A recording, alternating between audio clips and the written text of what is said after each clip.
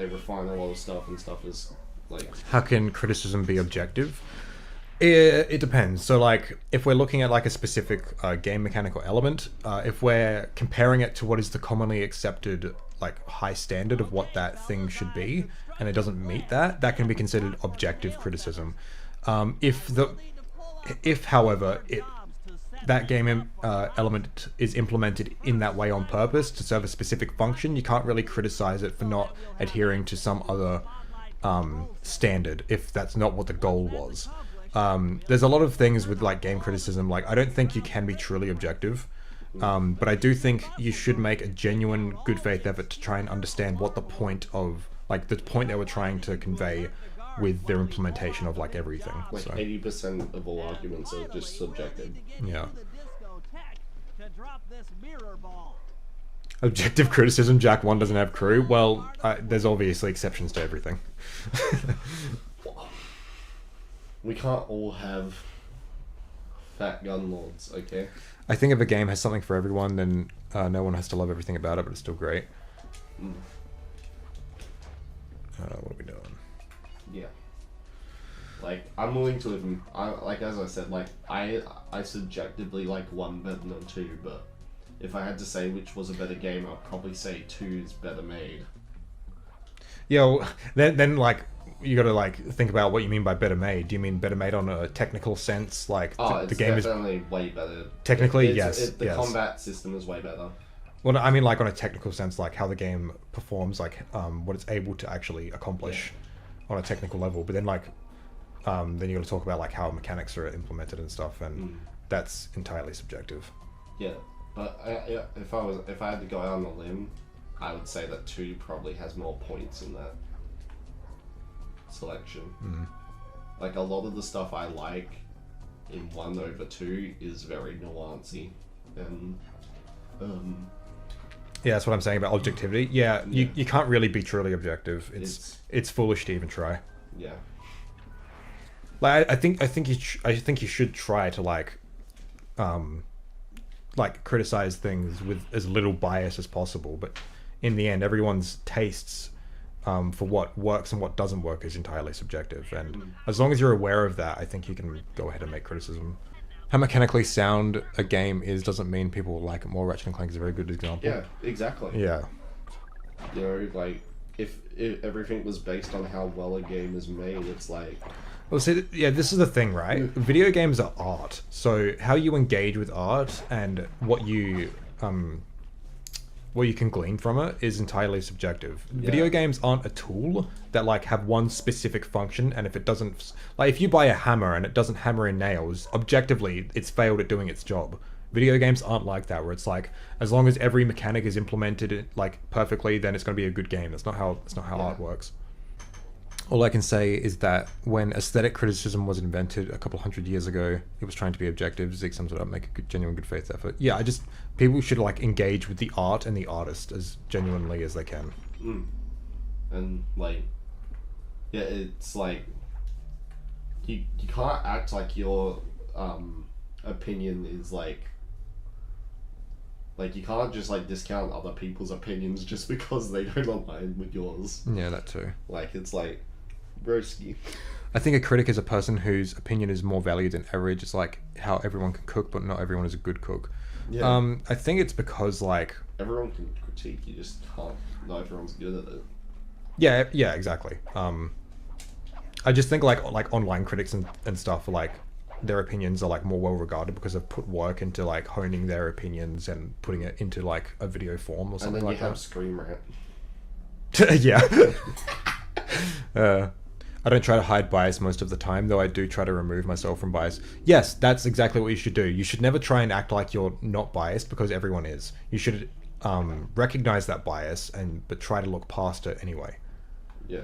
Obviously, like, you can make objective statements about art, like Sly's cap is blue. That's an objective statement. There's not much subjectivity there. There's obviously subjectivity in what shade of blue it is, but like it's pretty objective that Sly is wearing a cap and it's blue. Sly is a raccoon. Yeah, that's objective. Those are objective statements, but they're not opinionated statements. He is a thief. Yeah. I don't think anyone's trying to say that he's not. Yeah. Like, You know, one thing I kind of wish about this game is that you couldn't do this. I wish you couldn't take out guards, because when like you could just clear out an area and then you can just do whatever you want. I like it better when like there's guards everywhere and you've always got to be on your toes, you know. I do like that there is some form of them hearing you doing it and they rush. Yeah, that is good, but I kind of wish you couldn't take him out as Sly. That would have been cooler. I like how he's got a torch to watch the TV. Because make sure no one's hiding behind it. You know what? He can stay there. He's doing a good job by slacking off. Man's just trying to catch up with the latest. Yeah, there is no truly objective criticism. Of course, unbiased, knowledgeable criticism is still valuable, yeah. I just think Sly 2 and 3 better fit mechanically with the themes of the series. Yeah, I agree. What I was disagreeing with earlier was you saying the point of Sly 2 and 3... No, the point of Sly is to be open world or something like that. I disagreed with that framing, but I agree with you there. Yeah, open world was definitely a decision made, and it was definitely... I mean, like, to be fair, I think they could have made, like, a linear platformer work well stealthily with Sly. They just kind of didn't. They just made it more of an action platformer instead of a stealthy one. There was some stealthy elements like hiding in barrels and stuff like that, but yeah. I do think they approached it better in this game. Yeah, as I said, like, I feel like that was like a safety like kind of thing. Yeah, it was just kind of like just trying to up. get it. Yeah, just trying to get the series established. Yeah, and then like move on. Love the hammer analogy. Yeah, I kind of just came up with it. I think it works really well too. Bro, the whole point of reviews I'm making is bias, but I try to back up my opinions. I mean, of course, like, as long as you, like, recognize you have bias, then I don't think there's a problem with it. Yeah, like, you shouldn't try to, like, be, like, 100% objective, because that's impossible. You just recognize the bias you have. Like, there's nothing wrong with, like, only liking PS2 platformers and like recognizing that you like, you know, that's your bias or whatever. And you know, just because you say you like a certain game in a series more than another doesn't mean you hate the other one in the series or whatever they're trying to do. Yeah. You know what I mean? Like, a lot of people are like, oh, you're just like a guy that hates the change. It's okay to be biased as long as you're ready to be proven wrong. You can't prove yourself wrong, but others can, and that's why competing for objectivity is valuable. I suppose. I mean, you can prove yourself wrong. Like, if like you arrive at an opinion and then you find contrary evidence that nullifies that opinion, well, I guess you're proving yourself wrong. But yeah, like if your opinions are like entirely based on bias and you're okay with that, I think you should be okay when like other people disagree, and give you like a million reasons why, and say that bias is a reason for disagreement. But I don't think there's anything wrong with having a bias, like everyone does. Like, I actually thought Sly's cap was purple. like, okay, well, bias. okay, his little pack on his leg is on his leg. I don't know why people treat bias as like a bad thing, like get defensive about saying. Yeah, it's the same with nostalgia. Everyone has bias. Yeah, it's nostalgia. Like, yeah, it's the same with nostalgia. Like everyone's like, oh, you're just nostalgic for this thing. It's like, okay, for one thing, sure I am. Why does that matter? Secondly, I can still like look at this piece of art with an objective lens, removed from nostalgia. Yeah, like just because I personally view it with a slightly rosy tint doesn't mean that I can't look past that. Yeah, exactly. Like, just it's just stupid discourse on the internet. People who don't actually have anything to say but just want to bring down other people's opinions. Like, that'd be like me saying that, like, oh, you're just a 2 fanboy for like in Kingdom Hearts. Yeah. 2 more than 1. Yeah. Colors have measurable wavelengths. Yes, but the names we give them are entirely subjective. Like, when does blue become green? You know, there's no hard line to that. Coincidentally, it's the same with gender. The subjective factor is important, but yeah, you need to be able to move past it and engaging with other people. Yeah. Just recognizing your biases and your own tastes before like engaging with conversation or criticism is important.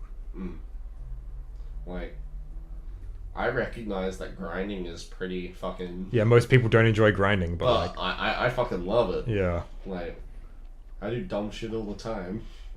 For me, the best games tell their stories through mechanics, but most gamers don't realize it's procedural storytelling. It depends on the game. Depends what the game is trying to do with its story. What about Colorblind Guy? Yeah, He might not say that Sly's cap is blue. Yeah, that's what I'm saying. Color and gender are both subjective, and Yeah. it's a spectrum. There's no hard line thing for either of them. No. But you said before that was an objective statement about the game. Oh yeah. Well, shut. All right, Sly is wearing a cap. Okay. All right. Well, then what's the definition of cap? Maybe it's a beret. I don't fucking know. Sly is a raccoon. There. That's Sly is a raccoon. Sly is a fictional Is a rodent. anthropomorphized Is a rodent. raccoon Is a rodent. in a PlayStation 2 game. Okay, Sly 2 Band of Thieves was released for the PS2. That's subjective. You press the X button to jump. Yeah, you can't even say in 2004. But it was. I know, but like, I'm pretty sure there's some places that that use a different year system. Oh, yeah. Based on our widely accepted Western system for calendars, it was released in the year 2004. Sorry, but saying something is a video game is subjective? Yeah, it totally is. Like, would you call like the DVD like games a video game? Would you call a DVD menu a video game? I would call them a game. It's a video, like it has video output. It's interactive. Would you call it a game though? See, this is why like being super like hardline about definitions can sometimes lead you to stupid places like this. I do think it's important to define what you're talking about, but you should like it's very useful to just appeal to the widely accepted definition of a lot of things. It's like not everybody might call Sly's walking stick a cane. It's not a walking stick.